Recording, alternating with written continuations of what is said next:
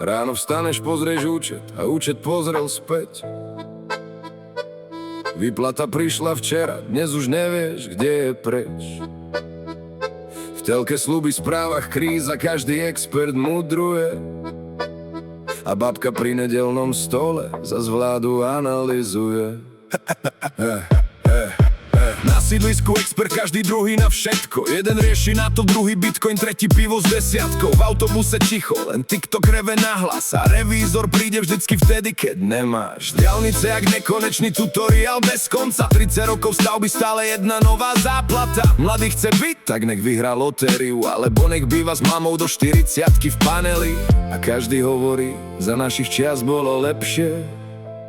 No za ich čias nebol internet, tak neviem, či úplne.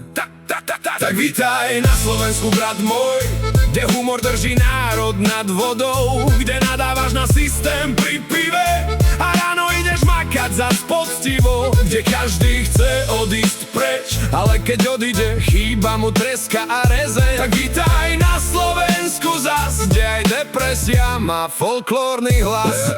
Politici jak seriál, nová sezóna každý rok. Len scenár ten istý a herec zmení oblek, bro. V komentároch vojna, všetci generáli, ale keď treba pomôcť, zrazu všetci zmizli. Fitness, krypto, mindset, hustle, každý druhý káže. Ja sám stáva o 12 a mamka mu varí párky. Na Instagrame Dubaj, v realite Tesco akcia, 2 syry za cenu 3. Slovenská meditácia, ale vieš čo? Aj tak tu máme niečo svoje. Tie dedinské oslavy, letné noci, kofolu v skle. Kamaráta, čo príde, keď si dole, a humor, čo prežije aj koniec sveta možno.